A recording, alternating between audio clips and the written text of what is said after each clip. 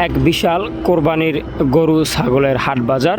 ঐতিহ্যবাহী ৩৯ নং ওয়ার্ড দক্ষিণ হালিশহর রিং রোড সংলগ্ন সিডিএ বালুর মাঠে আসলে এই বিশাল গরু ছাগলের হাট বাজারের আয়োজন করা হয় প্রতি বছর। এবছরও তার বিকল্প কিছু নয়।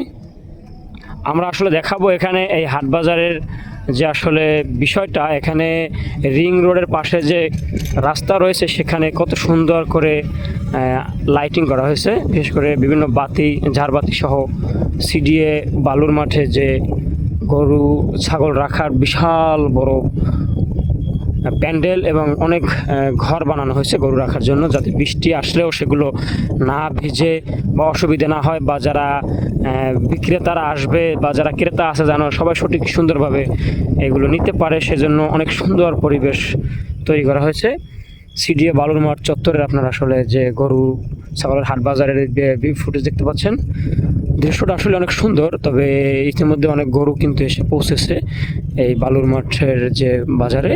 তবে সময় যতই গড়াচ্ছে ততই দেশের বিভিন্ন প্রান্ত থেকে কিন্তু অনেক ধরনের কোরবানির পশু এসে পৌঁছাচ্ছে।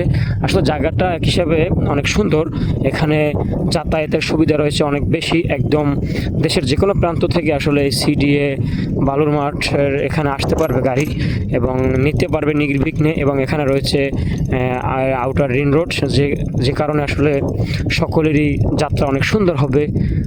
তো আসলে দেখতে পাচ্ছেন এখানে কিন্তু আমরা দেখতে পাচ্ছি প্রচুর আসলে গরু এসেছে এবং গরু রাখার যে স্থানগুলো সেখানে ইতিমধ্যে পরিপূর্ণ হয়েছে। আমরা পরবর্তী আরেকটি ভিডিওতে আপনাদের দেখাবো কি পরিমাণ গরু আসলে এখানে এসেছে।